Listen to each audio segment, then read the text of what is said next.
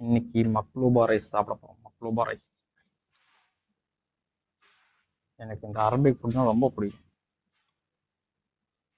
அதில் ஸ்பைசி இருக்காது, அந்த குக்கிங் ஸ்டைலே வேற மாதிரி இருக்கும். எனக்கு ரொம்ப பிடிக்கும் அந்த அரபிக் ஃபுட்டெல்லாம்.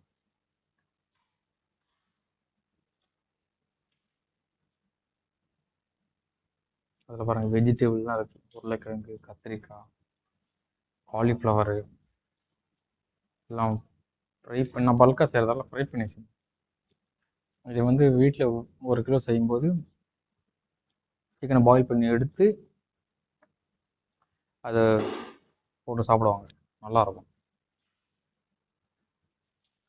ஸோ நம்ம கொஞ்சம் பல்காக செய்கிறதுக்கு வெஜிடபிள்லாம் ஃப்ரை பண்ணி அதுக்கு மேலே வச்சு சாப்பிடுவோம்.